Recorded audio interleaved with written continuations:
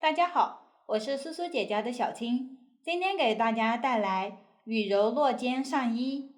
本教程电子图解可在微信小程序搜索趣之社进入查看。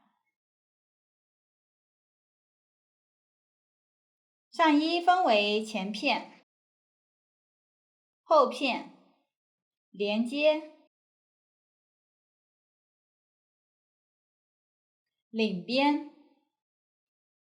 和袖边。先分别完成前片和后片，然后将前后片的身体区域以及肩部进行连接。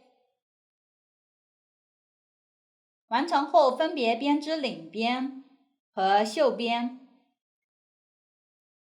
这款上衣有几个尺码，编织方法相同，只是部分区域的针数和行数不同。同时，上衣有两种样式，身体区域的编织都是相同的，只是挖领窝的地方前后片相反。也就是说，样式一前片的身体区域与样式二后片身体区域相同。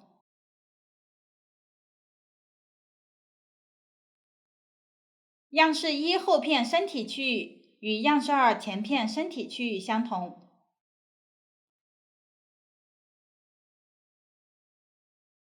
往后我以样式一为例进行展示和讲解。样式二按照同样的方法对应编织前后片即可。先来编织前片，分为身体和领肩两个区域。首先编织身体。编织前，我们来认识一下图解。这里图解都是这样的格子形式。图中的一个格子表示一针，对应编织时的一个线圈。并针无论是几针并作一针，都是占一个格子。这里不同针法符号对应需要编织的针法，在图纸上都会进行相应标注，这里我就不一一举例说明了。图解里这样空白的区域没有针，表示不需要编织。这里数每行针数时，就数格子的数量，然后与棒针上的线圈对应。图解侧边的数字表示行数，正面均是从右往左看图解，反面从左往右看图解。注意在反面编织时，需要编织与图解相反的针法。这就是图解的基本介绍。下面我们正式编织。这里为了方便观看，往后我均用一根棉线做演示，并且颜色随机。具体的线材、配色以及针的型号，可参考对应产品的详情页和纸质图解。首先来起针，这里使用右手长尾起针的方法，请看演示。首先进行长尾起针，起针之前需要将线头预留一定长度，通常是织片长度的3倍左右。具体长度参考图纸，将线头打一个活结。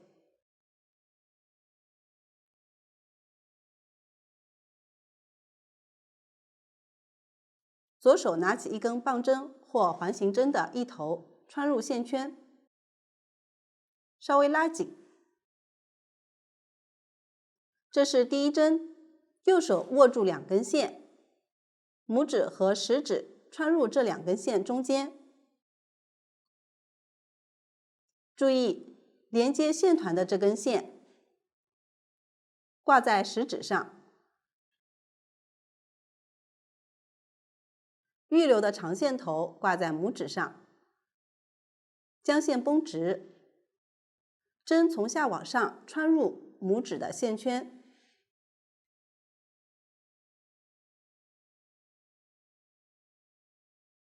再从后往前挑起食指的线，将线从拇指的线圈中穿过，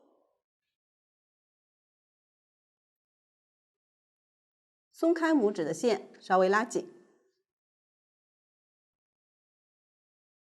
这是第2针，接着起第3针，将线绷直，针从下往上穿入拇指的线圈，再从后往前挑起食指的线，将线从拇指上的线圈中穿过，松开拇指的线，稍微拉紧，第3针就起好了。继续起第4针，先将针穿入拇指挂的线圈，再挑起食指挂的线，并从拇指的线圈中穿过，松开拇指的线，稍微拉紧，第4针就起好了。注意，连接线团的线始终挂在食指上，预留的线挂在拇指上，不要挂错。按照这样的方法继续起针。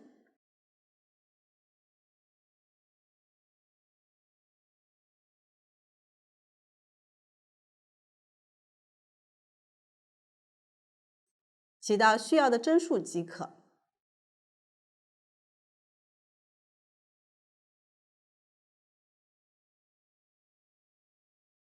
这个就是长尾起针法。起针完成后，开始织第1行。这里我再说明一下，样式1前片身体区域与样式2后片身体区域相同。往下我演示一下编织方法，先织1针下针，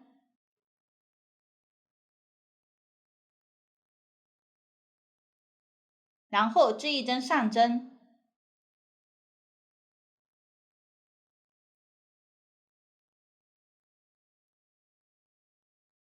接着织3针下针，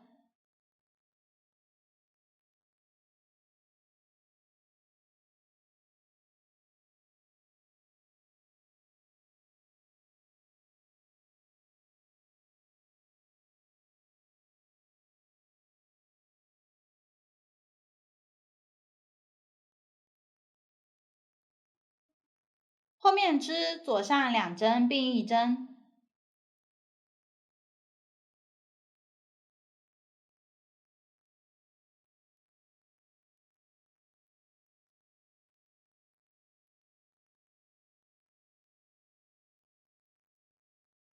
完成后织2针下针，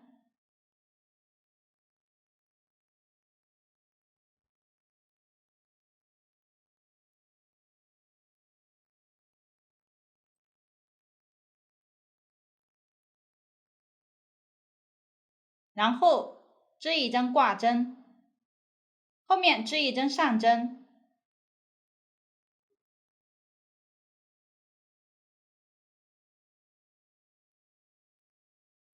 ，1针挂针，然后织2针下针，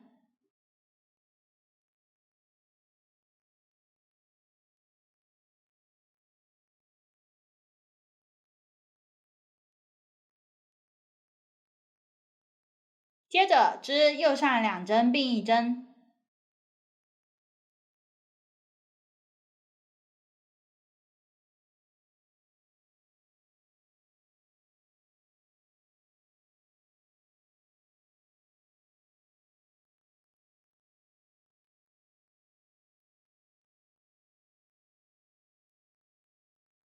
然后织3针下针，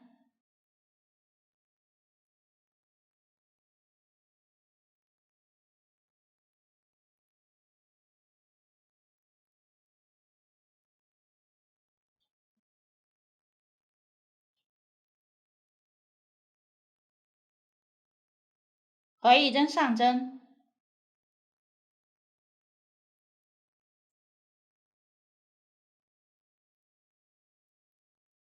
往后这一行用到的针法都已经演示过，则大家参考图纸继续往下编织。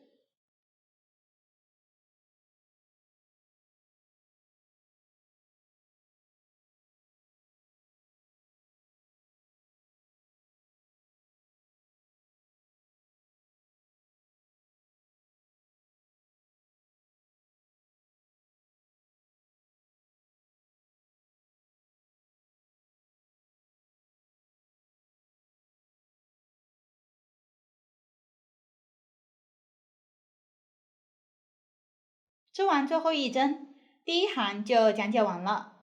接着织第二行，翻面。这一行在反面编织，注意编织与图解相反的针法。先织一针上针，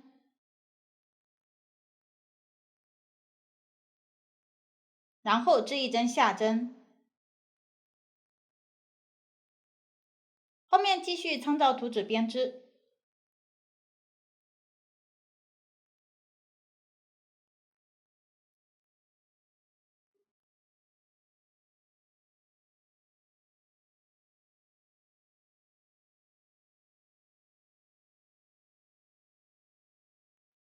织完最后一针，第二行就完成了。往后的第3到16行没有用到新的针法和方法，大家直接参考图纸编织即可。注意第9行时，需要在居中一针的两侧分别编织挂针，由此进行加针。大家将这几行织完。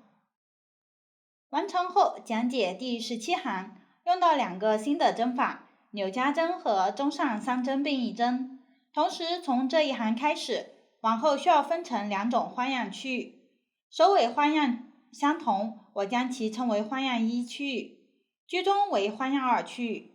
开始先参考图纸，将起始的花样1区域织完。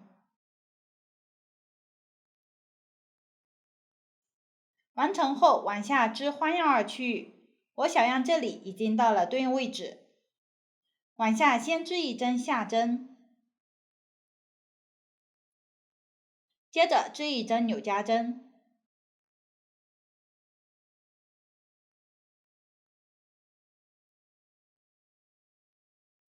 完成后继续一一对应织15针下针。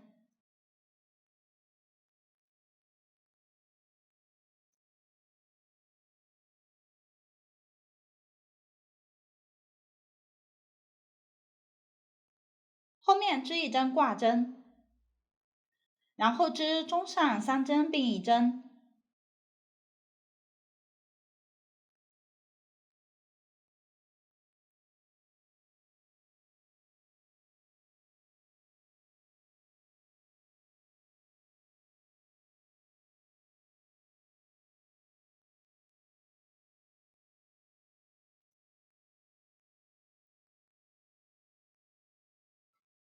后面继续织一针挂针，然后织15针下针，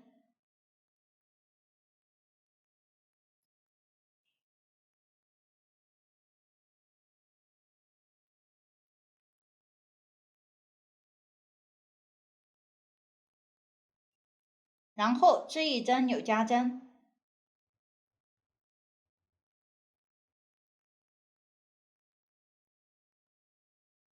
后面织一针下针。此时完成了花样2区域，后面大家对照图纸编织花样1区域即可。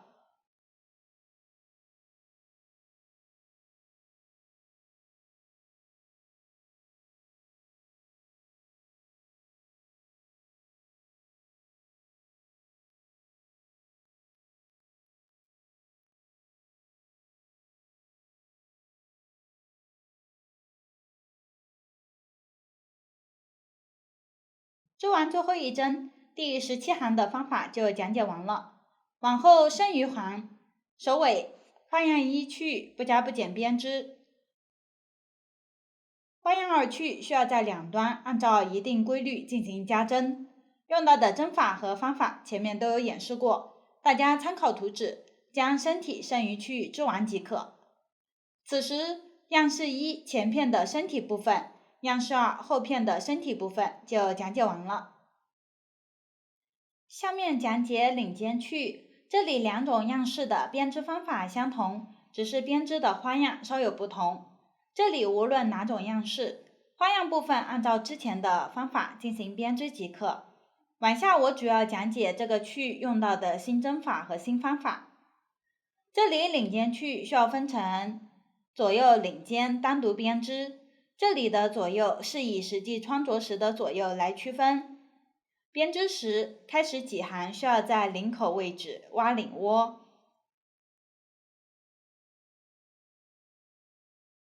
最后几行时需要进行引反编织，使两侧肩膀形成斜肩。按照编织顺序，开始先接着身体的线，编织一侧领肩区域，这里织完对应针数后，剩余的不编织，往下在领口一侧按照相应规律减针，织完对应行数后，开始在靠外的一侧进行引反编织，最后织完进行修针。完成后接线挑领口剩余部分，收几针，之后单独编织另一侧领肩区域。这里同样在靠里的一侧进行领口收针。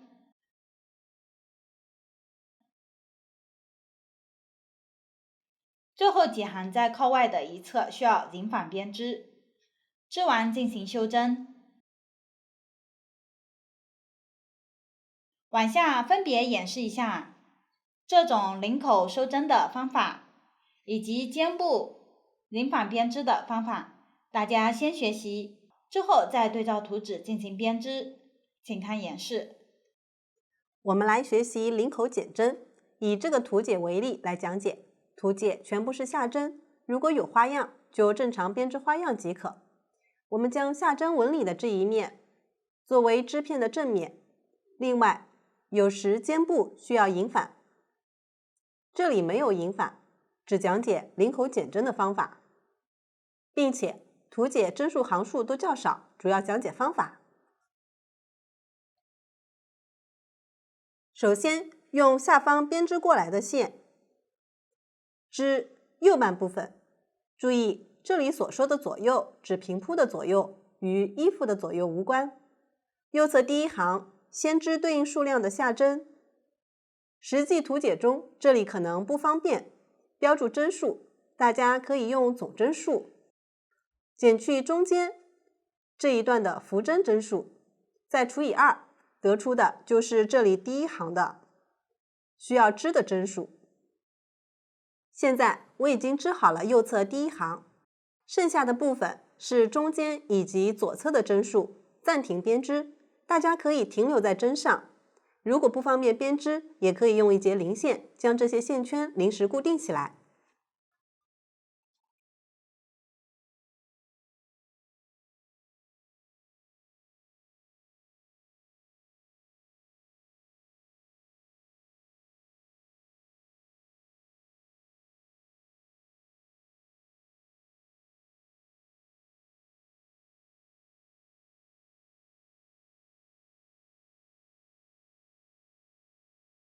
接着翻转织片，织右侧第2行。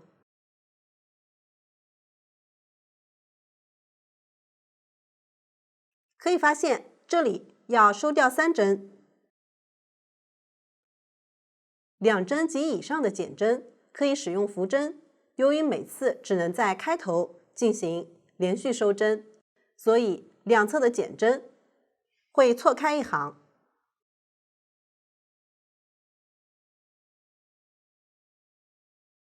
如果要收掉的针数较多，可以提前将需要收掉的线圈用记号扣隔开。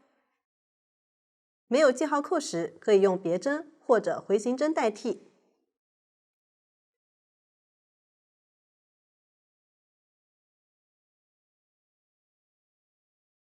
开头是一个下针左上2针并一针的符号，此时我们在反面编织，因此这里要织上针左上2针并一针。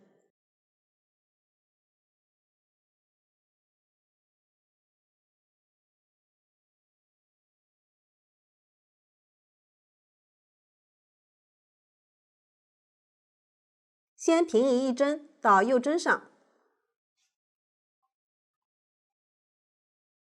然后织一个上针，再将前一针盖过后一针，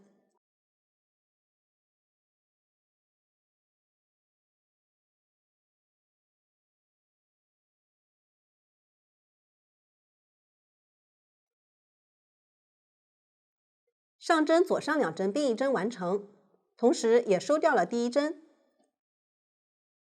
这个上针左上2针并一针的编织方法，也可以同时像这样穿入左侧2个线圈，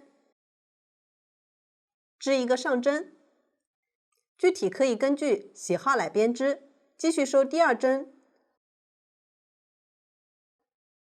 织一个上针，然后将前一针盖过后一针，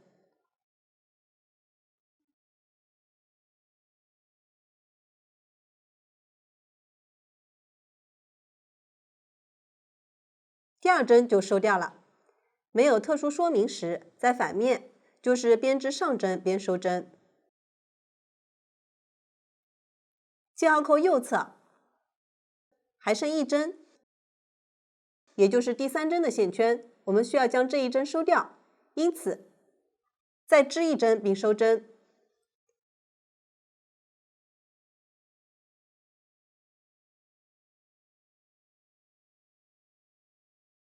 注意，收最后一针时，需要编织的这一针是最后一个收针符号相邻的格子。由于不同花样的针法可能不同，要根据图解编织这一针对应的针法。这里我应该继续织上针收针。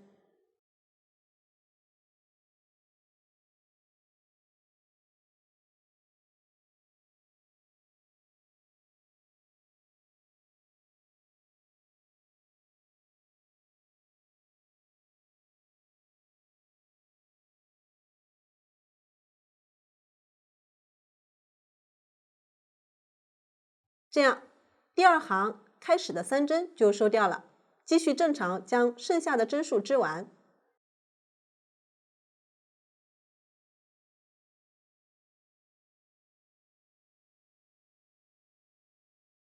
注意，紧接着应该是收针符号旁边第2针开始编织。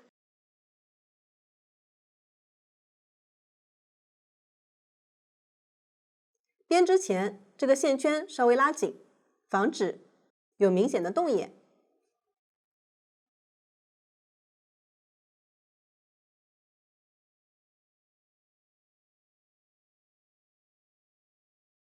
这里我们应该全部织上针。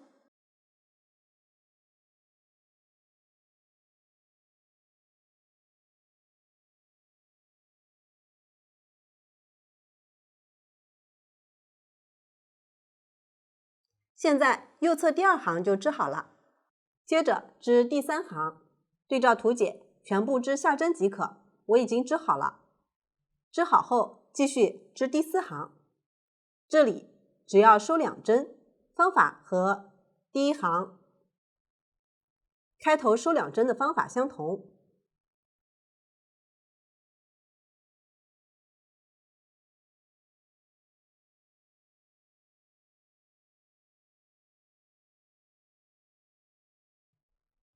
先挑下1针，然后织一个上针，再将前一针盖过后一针，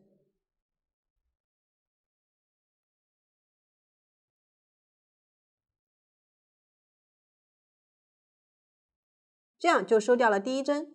继续织一个上针，收掉第2针，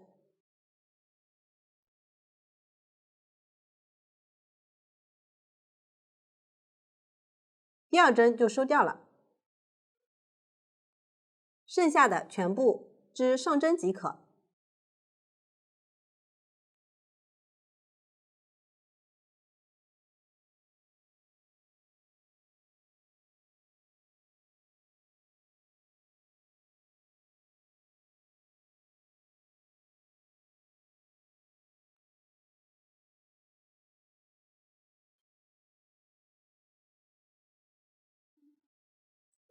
第4行织完后，第5行和第6行不需要减针，就正常编织，也就是正面全部织下针，反面全部织上针。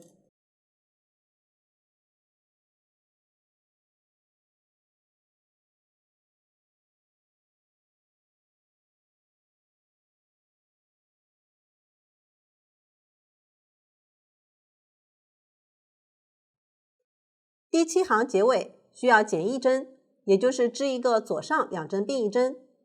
注意，有时候图解会将右侧减一针放在反面的开头。编织方法就和前面收第1针的方法相同。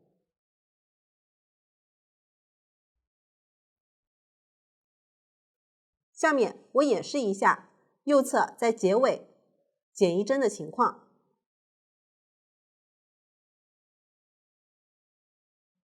继续织第7行，先正常织下针，一直织到剩下2个线圈。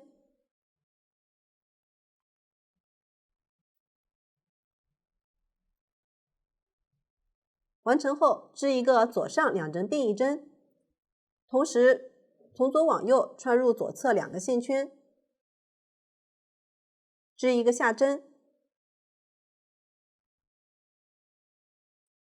左上2针并一针完成，这样就收掉了1针。反面第8行正常织上针，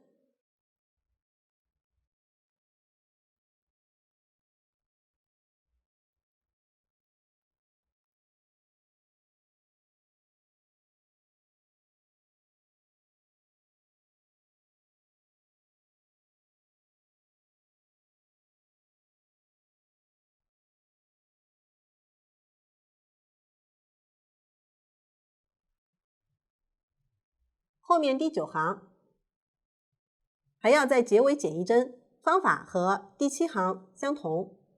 最后2行不加不减编织即可。右侧所有行数织完后，这些线圈需要根据图解说明来处理，我这里修针。右侧完成后，需要先将中间对应的针数扶针收针。有的图解中间这里可能是修针，如果是修针，就将对应的线圈继续临时固定，从左侧第1针开始接线编织。我们这里是收针，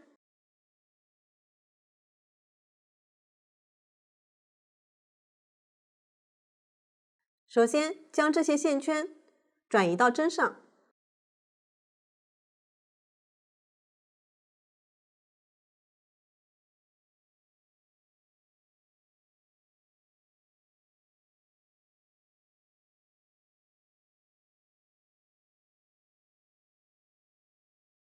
可以先将中间需要收掉的针数隔开，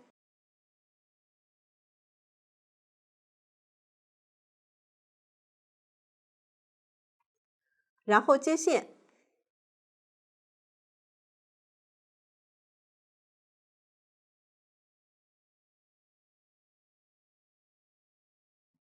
重新取线，将线打一个活结，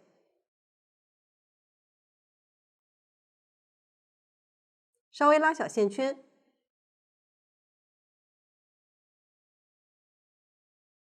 右针穿入第1个线圈，将新线圈挑出，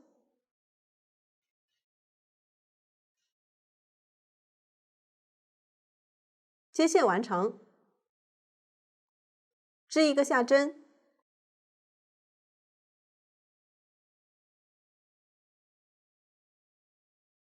然后将前一针盖过后一针，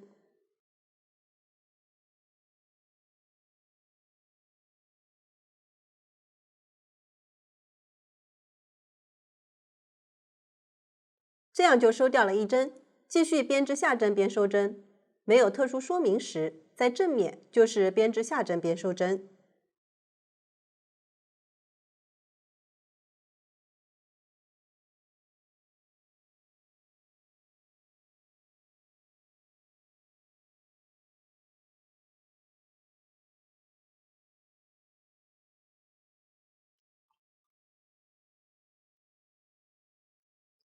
同样注意，收最后一个线圈时，织的这一针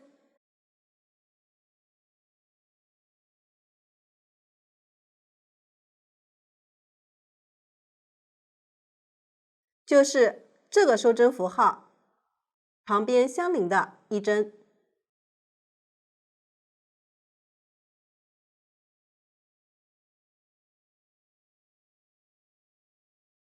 要对照图纸编织相应针法。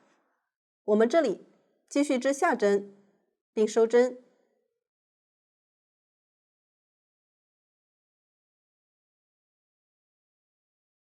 完成后，从第二针开始织完这一行，然后在反面将第二行全部织上针。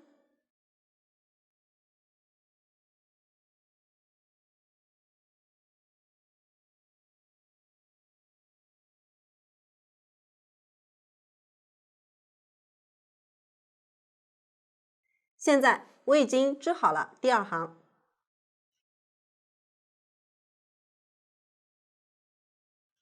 继续看第三行，这里要连续收3针，开头是一个下针，右上2针并1针的符号。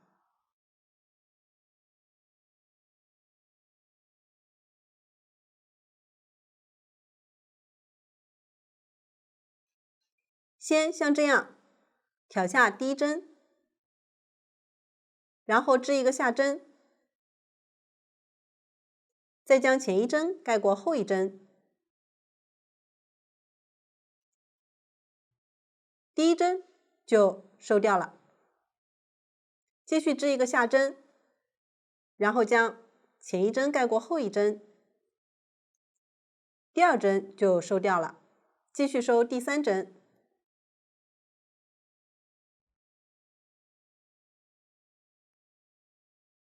完成后，一一对应织下针，并在反面织1行上针，也就是将第4行织完。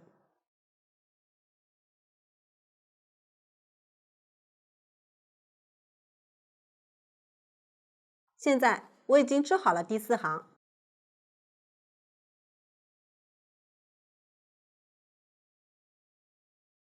第5行开头要收掉2针，收针方法和第3行开头2针相同。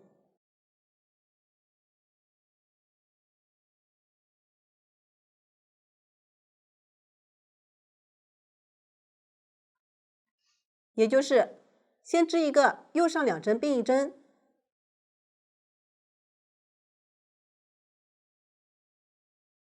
然后再收1针，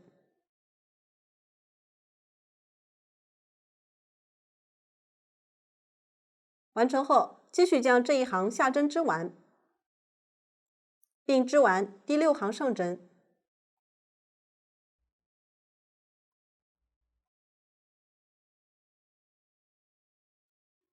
现在我已经织好了第6行，继续看第7行，可以发现这一行开头只要收1针，因此这里直接织一个右上2针并1针即可。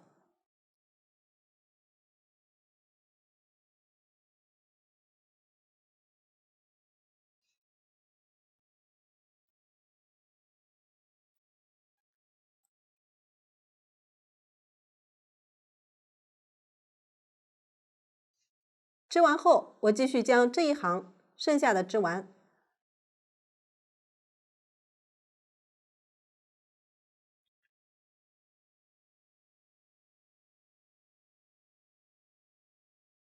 现在我就织好了第7行。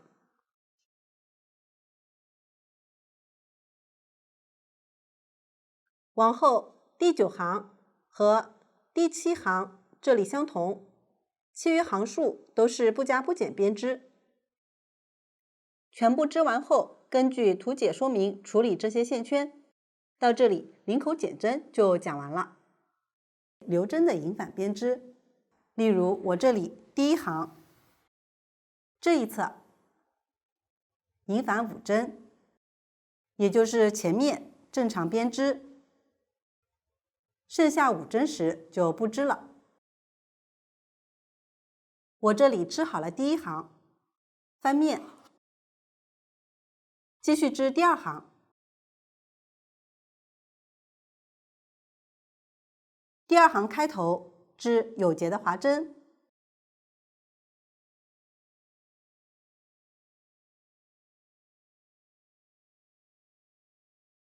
无论这一针是什么针法，都要将线放到右针上方，挑下第一针，然后拉紧线。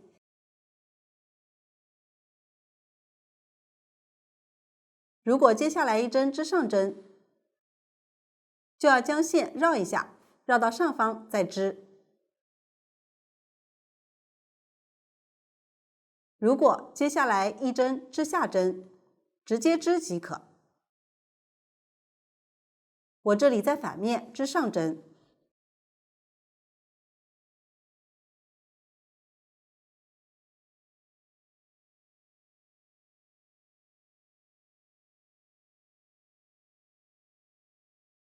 可以发现第二行在这一侧引返5针，也就是织到结尾，剩下5针不织。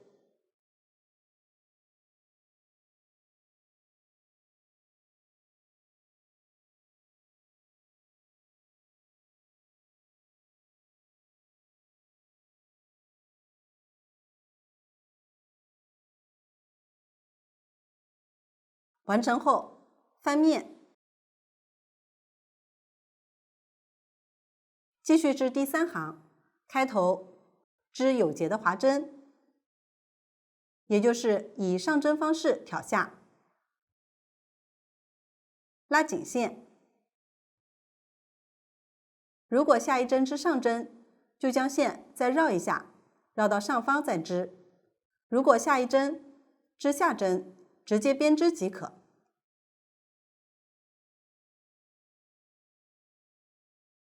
这里我织下针，有时候每一段引返的针数都相同，有时候会因为花样等原因引返针数不同，具体需要根据图解来编织。可以发现，这里第3行结尾需要引返3针。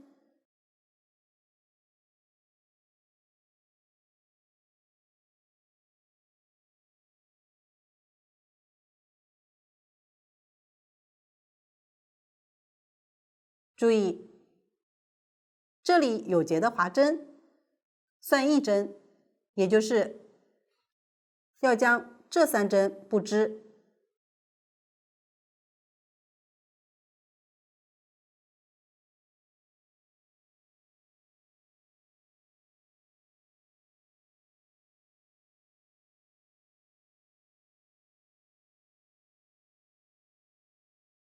现在第3行就织好了。第4行也是在结尾引返3针，同样，这个有结的划针看作1针，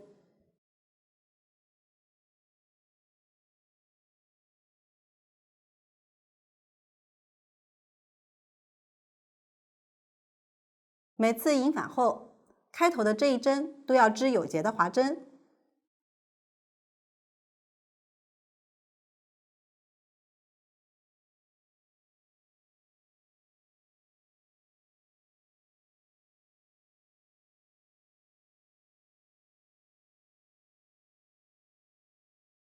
现在就织好了第4行。有的时候，引返的同时还要在中间挖领口。大家实际可以对照图解编织。我继续将这个图解中需要引返的行数织完。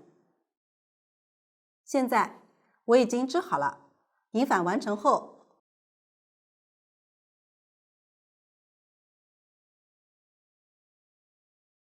对应这个图解倒数第3行完成。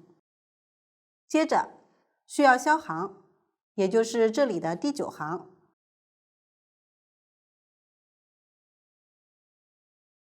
先将这一侧消行，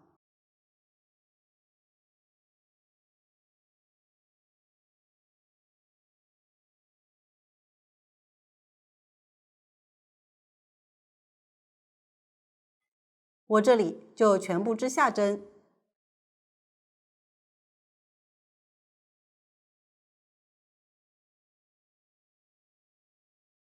遇到有结的划针，当做1针织下针即可。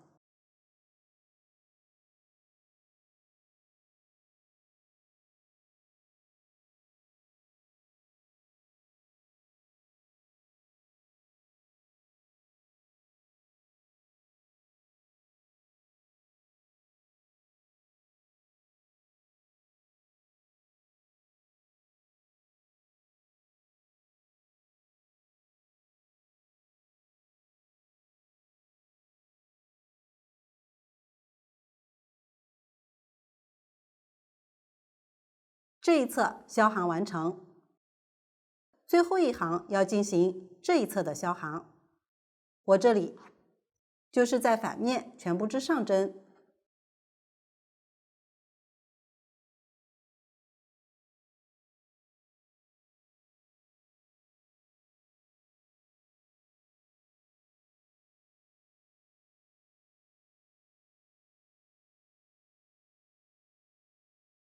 遇到有结的划针，这里也当做一针织上针即可。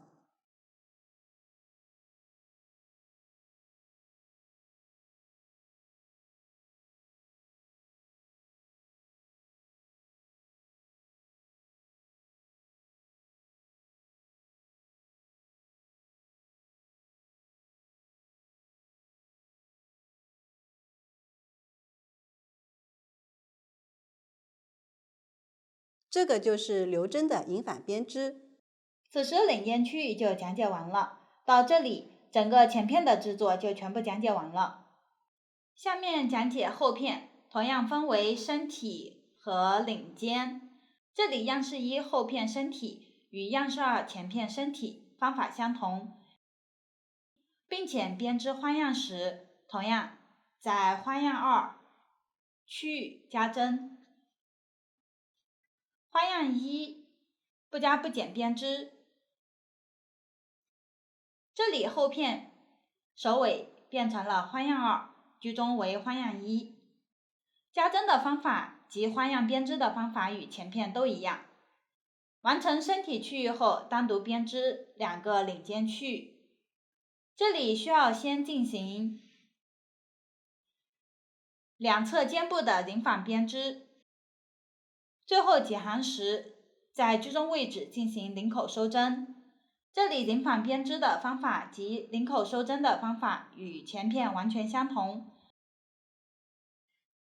只是这里织完一侧领尖后，需要与前片的领尖合并收针，则往下讲解一下合并收针的方法，请看演示。第一种是针与针连接，这种情况在都是线圈的状态下，比较常用的一种连接方法，就是通过合并收针将织片拼接起来，通常用于前后片的肩部拼接。两个织片都是线圈状态，我们将大平针这一面作为正面，合并收针一般在织片反面进行，也就是需要将拼接的两个织片正面相对。通常其中一个织片是不断线的，这根线无论在哪个织片上，将流线的这一侧放在右侧。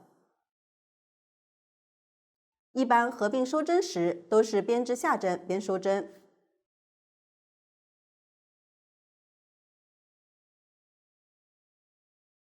也就是同时穿过两个织片的线圈，织下针进行浮针收针。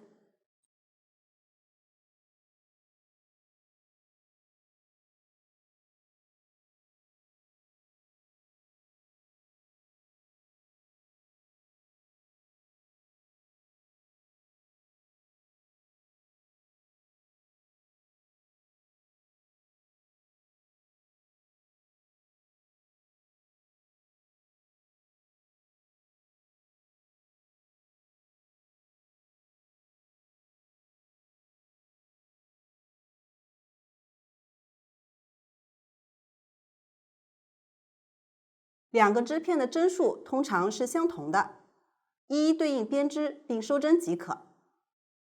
如果其中一个织片针数较多，需要在较多的一侧边减针边收针。假设这一片针数较多，可以同时穿入两个线圈，后面继续穿入一个线圈，织下针进行收针。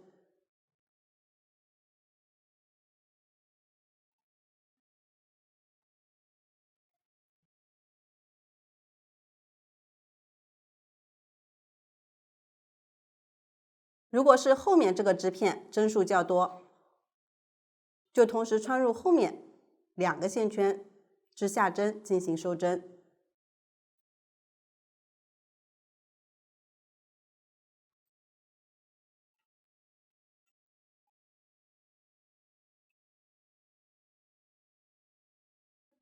我这里2个织片针数相同，继续将它们收完。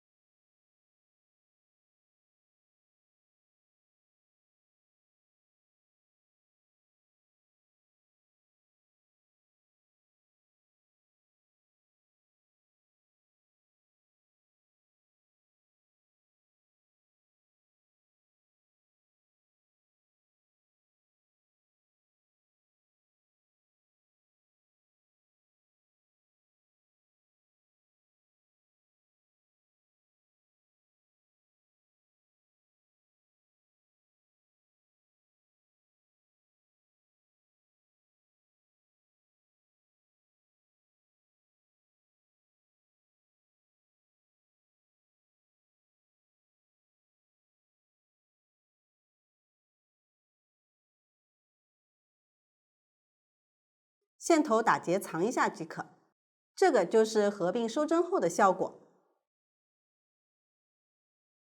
此时后片的编织就讲解完了。往下讲解连接，这里只有前后片身体区域需要连接。先参考结构示意图，在上方留出绣拢的位置，剩余部分就是需要连接的区域。这里采用行与行的连接方法，挑边缘一针的对应位置缝合连接。下面演示一下行与行连接的方法，大家先学习，之后再结合实际情况进行连接。请看演示。下面学习行与行的连接，我们通常也是用无缝缝合的方法，缝合时挑边缘2针的横向度线。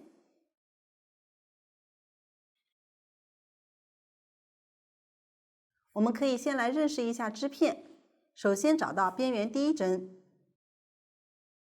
边缘第1针通常会有4种情况，第一种是划针，也就是顺着纹理挑下不织，形成大辫子。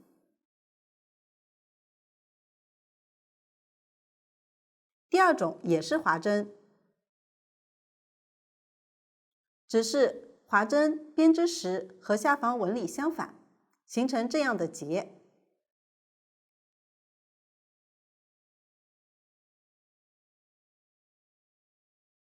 第3种是每行都织，通常正面织下针，反面织上针，形成这样的小辫子。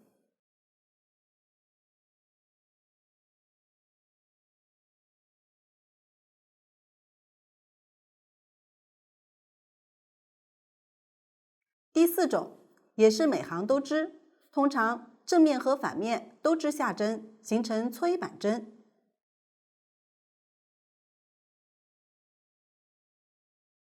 第1针左侧就是第2针，例如这个织片，从这一面看，第2针是下针纹理；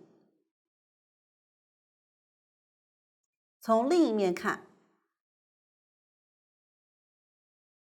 第2针就是上针纹理。无论第2针是下针纹理还是上针纹理，可以发现线圈都是正向的。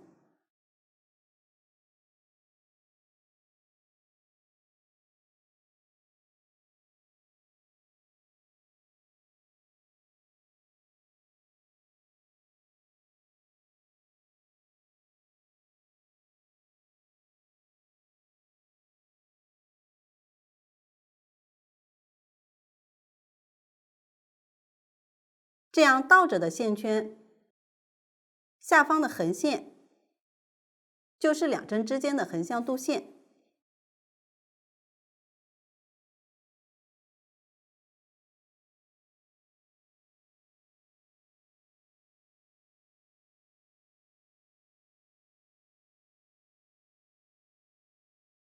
这一面也是一样，这个就是倒着的线圈，这一根就是两针之间的横向度线。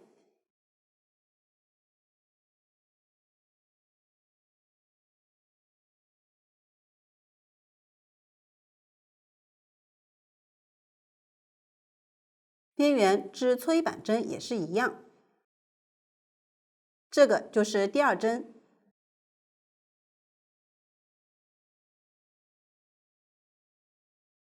这一列就是第二针，正向线圈。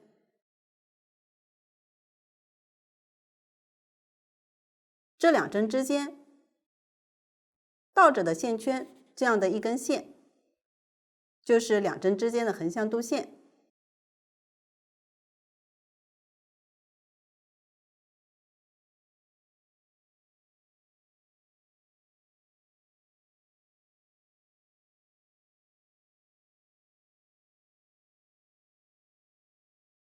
边缘是划针，同样，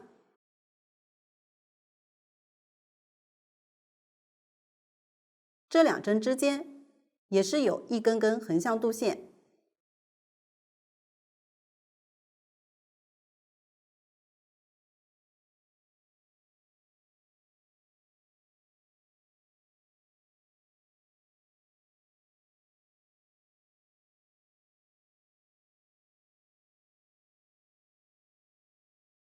无论哪种，一根度线大致对应一行。缝合前，大家可以先将线头在反面藏几针，并打结固定。这里我就不藏了。无缝缝合就是每次交替在这两个织片上，挑边缘两针的横向度线，进行缝合。每次挑1到2根，注意，如果两个织片行数相同，就可以一一对应缝合，也就是每次挑的度线数量都相同。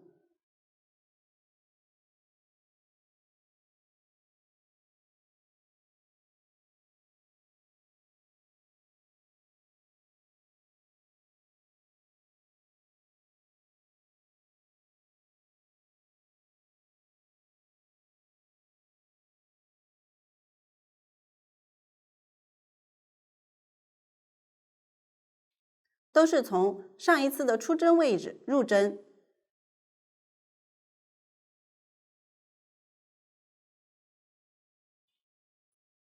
来挑横向度线。这里我每次挑1根。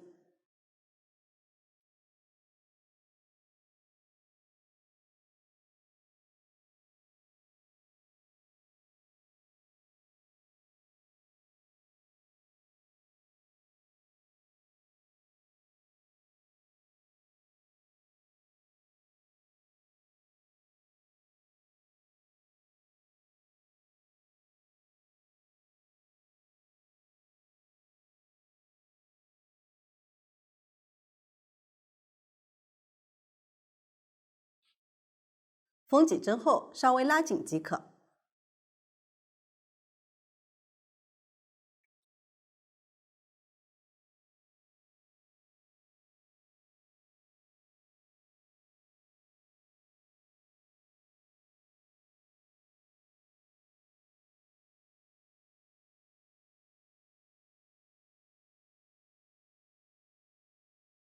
如果两个织片行数不同，但要将织片均匀地缝合在一起，可以在行数较多的一侧适当多挑。例如，整体上每次都是挑1根线，行数较多的一侧可以在适当位置挑2根线。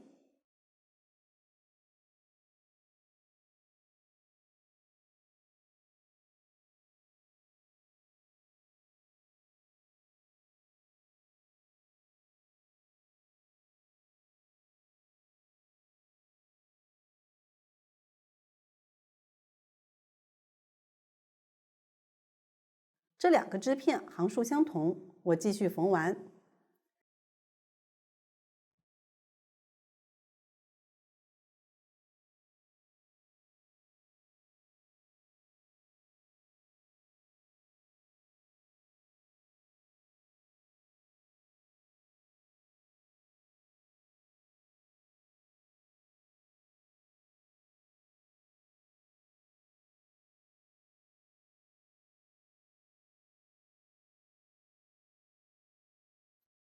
这个就是行与行无缝缝合的方法。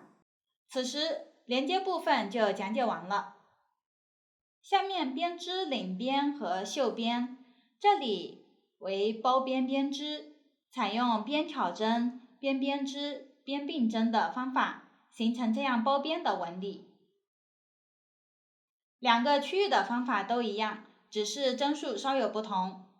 往下，我以领边为例，演示一下编织的方法。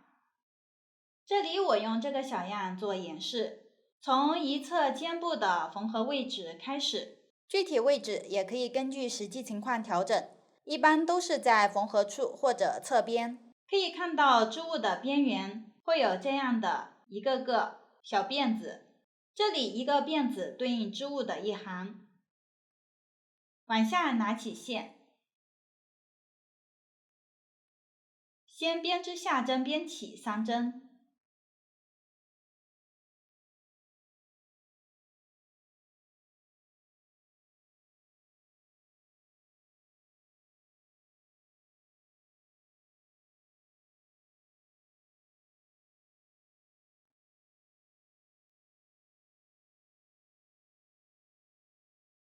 然后一对应织3针下针，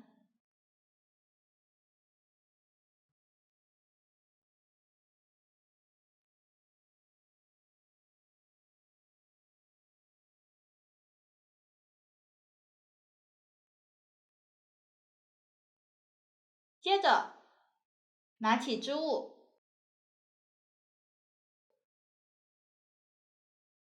在缝合位置左侧挑边缘的辫子下方，挑出1针，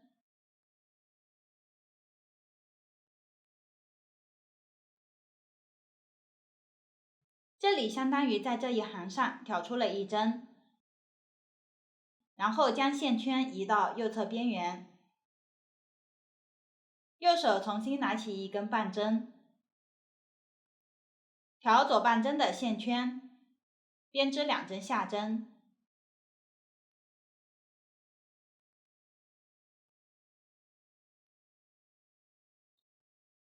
接着织1针并针，这里从2个线圈的后方穿入，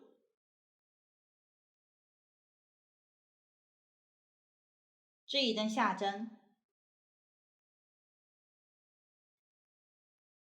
完成了并针。接着往左继续挑下一行边缘的辫子，挑出1针，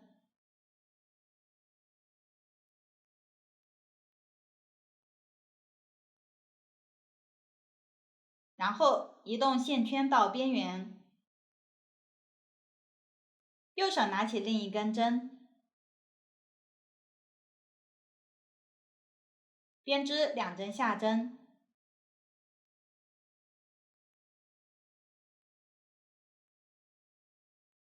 ，1针并针，这里并针都是从线圈的后方穿入，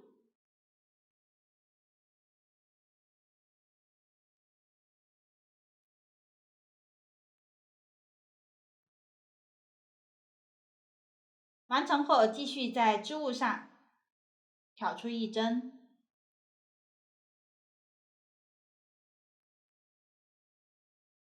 大家注意，我这里主要演示方法，挑针的规律随意，实际编织时大家注意参照图纸标注的规律进行挑针，往后重复这样的步骤。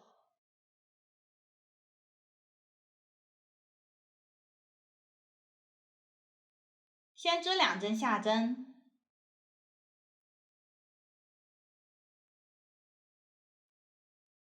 然后织1针并针，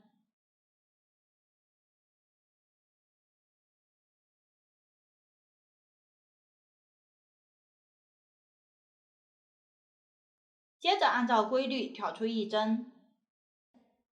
遇到边缘辫子不好入针，或者挑完有大洞时，也可以挑靠边缘的2根线。按照这样的方法，一直织到起始的位置。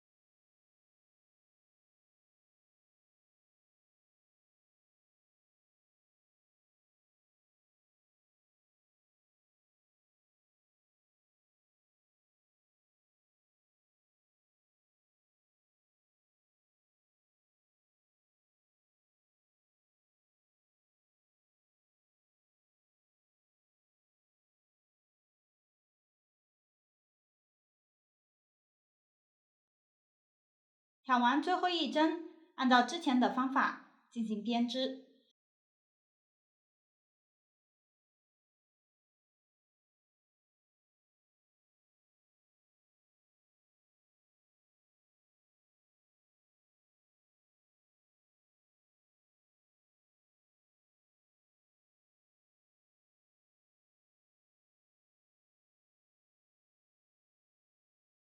结尾预留长线头剪断。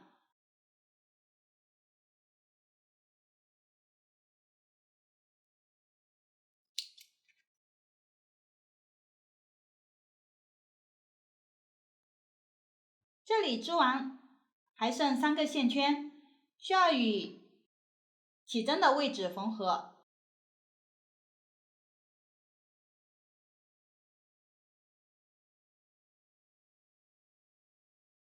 可以看到起针的位置，上方第1行有3个辫子，往下挑线圈分别与3个辫子对应缝合。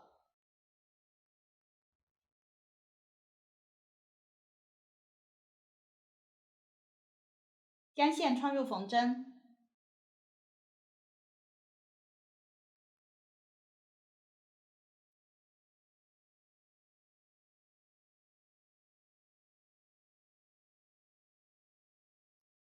先从最右侧线圈的后方将线穿出，然后找到起针处，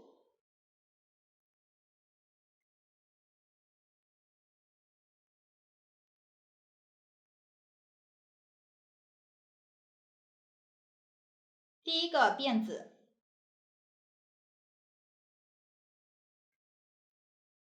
挑起入针，再从正面穿入之前的线圈里，将线圈放下，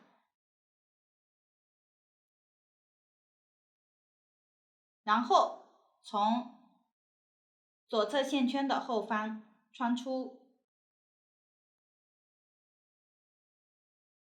与起针的第2个辫子缝合，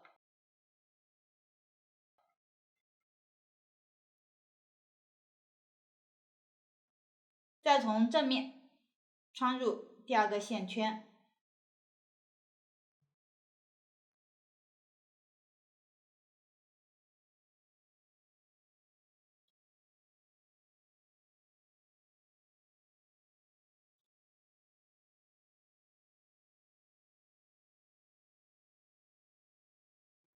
放开线圈，按照同样的方法再缝1次。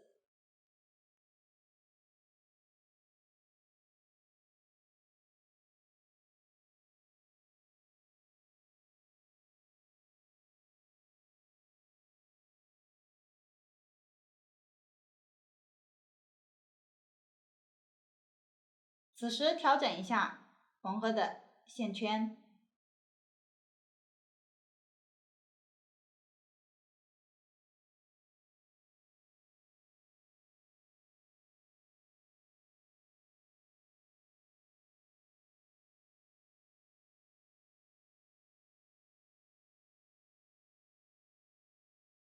最后将线穿到背面，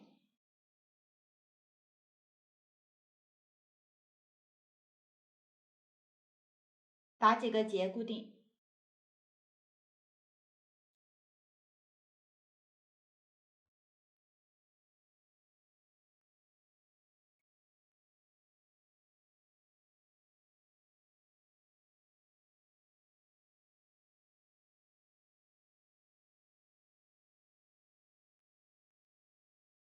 剩余的线头藏到织物里面即可。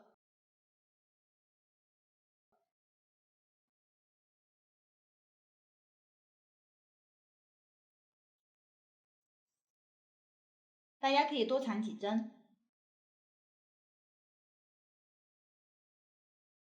这样，领边的方法就讲解完了。下面讲解袖边，与领边方法相同，沿着袖拢的位置，